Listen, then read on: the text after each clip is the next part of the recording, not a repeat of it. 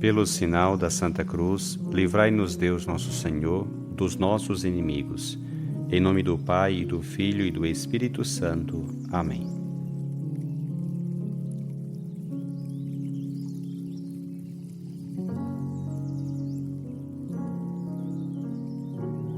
Do Evangelho segundo Mateus. Naquele tempo, Jesus passou no meio de uma plantação num dia de sábado. Seus discípulos tinham fome e começaram a apanhar espigas para comer. Vendo isso, os fariseus disseram-lhe: Olha, os teus discípulos estão fazendo o que não é permitido fazer em dia de sábado. Jesus respondeu-lhes: Nunca lestes o que fez Davi, quando ele e seus companheiros sentiram fome? Como entrou na casa de Deus e todos comeram os pães da oferenda, que nem a ele, nem aos seus companheiros era permitido comer, mas unicamente aos sacerdotes? Ou nunca lestes na lei, que em dia de sábado, no templo, os sacerdotes violam o sábado sem contrair culpa alguma? Ora, eu vos digo, aqui está quem é maior do que o templo. Se tivesseis compreendido o que significa quero misericórdia e não o sacrifício, não teríeis condenado os inocentes. De fato, o Filho do Homem é Senhor do sábado.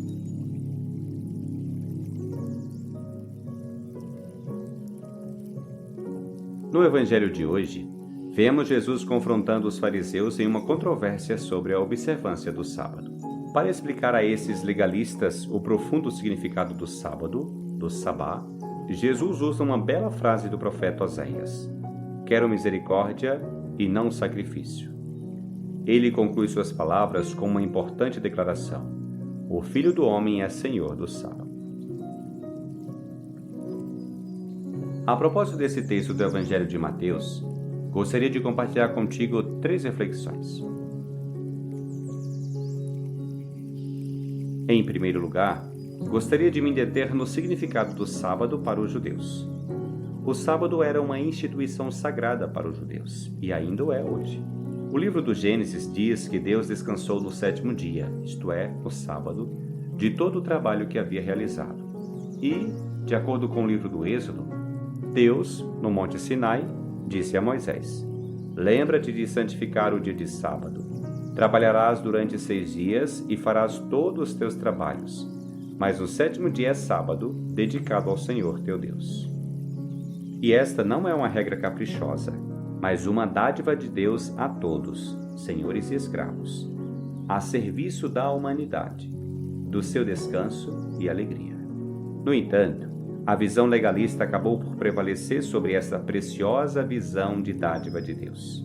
E o sábado, que era uma dádiva de Deus para a humanidade descansar, desfrutar e louvá-lo, acabou por se tornar um dia de medo, no qual toda uma série de coisas, como dar certos passos ou realizar certas tarefas, eram estritamente proibidas. Por isso vimos no Evangelho que os discípulos de Jesus são censurados por colherem grãos de trigo em um dia de sábado. E olha que eles colhiam porque estavam com fome. Pare um momento. Em relação ao sábado judaico, tu podes se perguntar hoje: tens tempo para descanso, paz e sossego em tua vida? Ou mal tens tempo para o que é importante?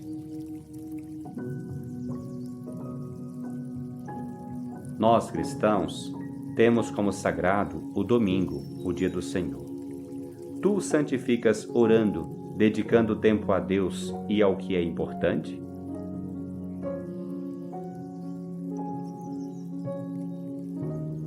Em segundo lugar, essa ação dos discípulos que colhiam espigas para comer é seguida pela reação dos fariseus, que os repreende a Jesus. Olha, os teus discípulos estão fazendo o que não é permitido fazer em dia de sábado. Jesus primeiro expõe a hipocrisia deles com um duplo argumento. O rei Davi, como nos conta o primeiro livro de Samuel, comeu os pães da proposição, o que era proibido. Mais importante é esse outro argumento, quase irônico, em que Jesus diz que os sacerdotes podem violar o sábado no templo sem incorrer em culpa. Mas Jesus não quer entrar em argumentos. Ele está mais interessado em aprofundar o espírito do mandamento de guardar o sábado. E é por isso que o Evangelho de Marcos coloca essas palavras nos lábios de Jesus: o sábado foi feito para o homem e não o homem para o sábado. Mateus, por sua vez, faz referência às palavras do profeta Oséias: quero misericórdia e não sacrifício, como que dizendo, não condeneis o inocente. Portanto, em contraste com o legalismo dos fariseus, Jesus coloca a pessoa no centro e, mais especificamente, a misericórdia. Antes da lei está a pessoa. A lei foi feita para que tenha vida, e vida em abundância. Esse é o seu propósito. Nós também, muitas vezes, apresentamos os mandamentos de Deus e da Igreja como leis a serem seguidas, e às vezes as usamos para julgar ou descartar pessoas. Não nos esqueçamos de que, antes de qualquer lei, como Jesus nos lembra hoje, está a dignidade e o bem da pessoa, bem como a misericórdia. Perguntas-te: colocas a pessoa no centro ou às vezes serves mais à estrita observância das leis que acabariam por ocupar o centro?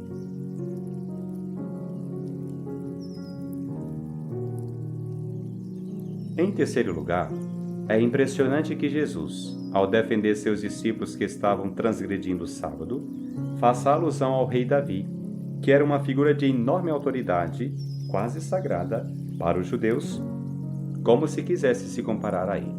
Ele até faz alusão à atividade dos sacerdotes no templo, embora Jesus não fosse sacerdote como eles. Mas, o que é ainda mais impressionante, é a dupla frase com a qual ele conclui: o Filho do Homem é Senhor do sábado. Jesus está dizendo: eu estou acima do templo, da lei e do sábado. É uma frase importante. Não havia nada mais sagrado para os judeus do que a lei, o templo e o sábado. Quem é este homem que se coloca acima do templo e do sábado? Ele é o Filho de Deus. Ele é o Verbo de Deus feito carne. Ele encarna a vontade de Deus. E além do templo, ele é a sua nova presença. E nela vemos não a imposição de leis, palavras que oprimem, mas proximidade, misericórdia, compaixão, novas oportunidades, perdão e não julgamento, acolhimento e escolha pelos mais abandonados.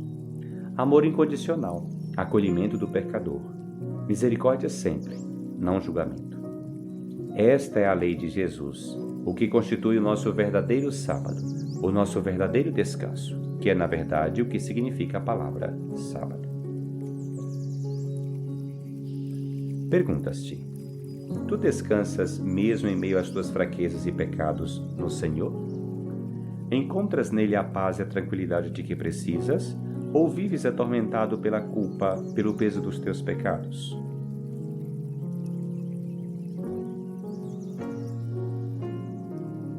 Que este evangelho te leve a colocar sempre a pessoa, especialmente os teus irmãos e irmãs mais necessitados e os pecadores, no centro, e, como Jesus, a demonstrar misericórdia, acolhimento e compreensão.